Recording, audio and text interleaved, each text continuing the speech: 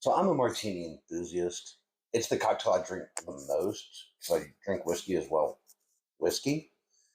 Uh, there's a lot of things I love about a martini, but the martini is ordered with more specificity than any other cocktail.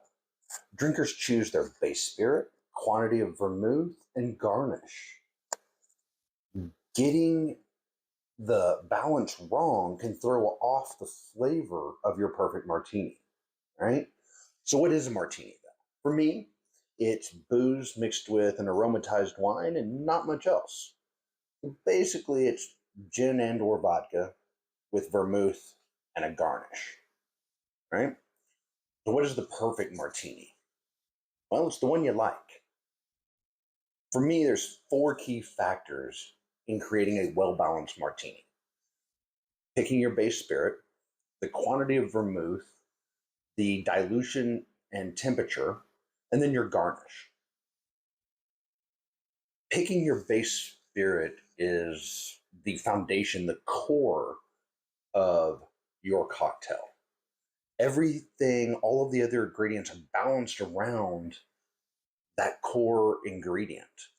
And so there's hundreds of options of gins and vodkas, and we can talk about differences another time. But remember, if you change your core product, your base spirit, then you're going to have to rebalance all the other ingredients around it. The second step is choosing the quantity of vermouth. And this might be the most crucial step in creating the balance needed. A dry martini will have a whisper, if any, vermouth. A wet martini is going to be equal proportions, base spirit and vermouth. The first is going to be mostly the core, the base spirit you chose, and the second one's going to be herbaceous, bringing out a lot of more of that vermouth. My standard or base martini somewhere in the middle.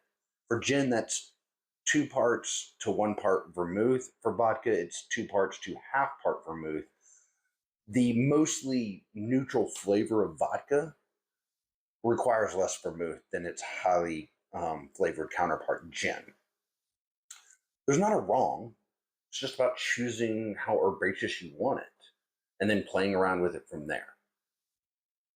The third part about balance is the temperature and dilution. I mean, a martini should be served cold. I mean, like effing cold.